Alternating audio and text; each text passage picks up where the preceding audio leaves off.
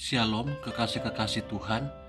Pagi hari ini kembali kita membaca dan merenungkan firman Tuhan dengan judul Tegar di Masa Sukar, Jumat edisi Kitab Ayub bersama dengan saya Fani Paendong.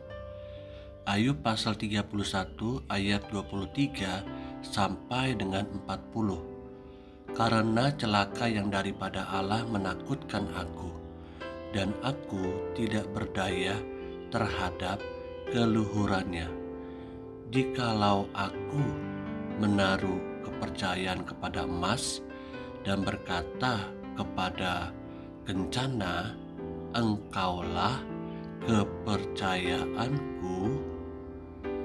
Jikalau aku bersukacita karena kekayaanku besar dan karena tanganku memperoleh harta benda yang berlimpah-limpah, jikalau aku pernah memandang matahari ketika ia bersinar dan bulan yang beredar dengan indahnya, sehingga diam-diam hatiku terpikat dan menyampaikan kecupan tangan kepadanya, maka hal itu juga menjadi kejahatan yang patut dihukum oleh hakim, karena Allah yang di atas telah kuingkari.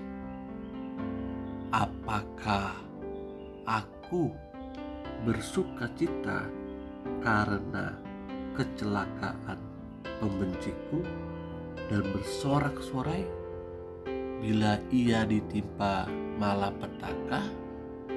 Aku tak akan membiarkan mulutku berbuat dosa, menuntut nyawanya dengan mengucapkan sumpah serapah. Jikalau orang-orang di kemahku mengatakan siapa yang tidak kenyang dengan lauknya, malah orang asing pun tidak pernah bermalam di luar. Pintu kubuka bagi musafir. Jikalau aku menutupi pelanggaranku seperti manusia dengan menyembunyikan kesalahanku dalam hatiku, karena aku takuti khalayak ramai dan penghinaan kaum keluarga mengagetkan aku, sehingga aku berdiam diri dan tidak keluar dari pintu. Sekiranya ada yang mendengarkan aku, inilah tanda tanganku. Hendaklah yang Maha Kuasa menjawab aku. Sekiranya ada surat tuduhan yang ditulis lawanku.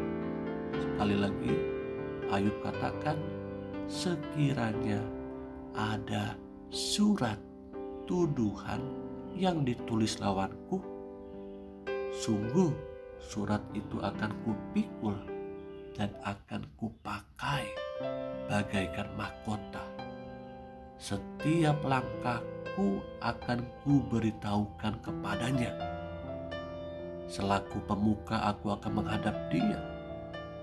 Jikalau ladangku berteriak karena aku, dan alur bajaknya menangis bersama-sama, jikalau aku memakan habis hasilnya dengan tidak membayar dan menyusahkan pemilik-pemiliknya, maka biarlah bukan gandum yang tumbuh, tetapi onak, dan bukan jelai, tetapi lalang. Sekianlah kata-kata Ayub. Kekasih-kekasih yang Tuhan Yesus rindukan, sungguh di dalam pasal ini Ayub meneguhkan hatinya bahwa dia tidaklah bersalah dengan perbuatannya. Dia tidak memiliki Allah lain di dalam hidupnya. Dia tidak hidup hanya untuk dirinya sendiri, Dia tidak menyimpan kesalahan-kesalahan sesamanya. Bahkan dia pun tidak berlaku curang terhadap sesamanya. Justru sebaliknya, jika ada orang yang kesulitan, Ayub akan membantunya. Dan jika ada orang yang dirugikannya, maka Ayub akan menggantikannya berlipat kali ganda. Ayub sungguh-sungguh menjaga tindakan dan perbuatannya selama dia hidup bersama dengan keluarganya. Kesalehan hidup Ayub dituliskan di Alkitab. Saya percaya pasti ada maksud dan tujuan Allah bagi kita pada zaman ini. Alkitab dengan lugas memaparkannya setiap kejadian demi kejadian, bahkan setiap detik demi detik kesulitan penderitaan yang Ayub alami. Sungguh secara akal manusiawi atau daging kita tidak mungkin kita dapat kuat dan bertahan.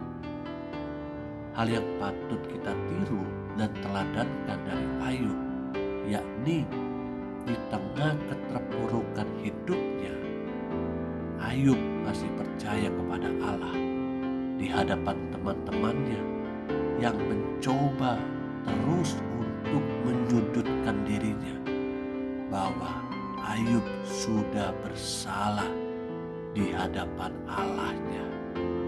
Menjadi pertanyaan buat kita yang pertama, apakah kesulitan hidup kita jauh lebih besar dari Ayub? Apakah sakit penyakit? Apakah rasa kehilangan kita? Apakah ketidakberhasilan kita itu jauh lebih besar dari yang Ayub alamin dalam hidup ini? Yang kedua, pertanyaan buat kita, apakah kita mampu bertahan di tengah kesulitan dan tampil di akhirnya sebagai seorang pemenang? Ayub menunjukkannya kepada kita. Di akhir hidupnya Allah memulihkan Ayub, bahkan menggantikannya berlipat kali ganda. Apa yang dia sudah miliki hilang, Allah gantikan. Bahkan juga Allah memberikan kembali keturunan-keturunan ilahi yang lebih baik daripada sebelumnya. Saudaraku yang Tuhan kasih, hari-hari ini mungkin kita juga mengalami pergumulan, penderitaan, namun tidak sehebat Ayub. Yakinkan hatimu dan hatiku, yakinkan hidup kita untuk tetap ada di dalam jalannya Tuhan, tidak menyimpang ke kanan dan ke kiri, tidak mengambil jalan pintas yang hanya akan melahirkan dosa dan dosa, kesalahan demi kesalahan. Biarlah di masa-masa saat ini kita tetap tegar di masa sukar, karena Allah Immanuel, Tuhan beserta dengan kita dan selalu menopang dan menjaga hidup kita. Amin.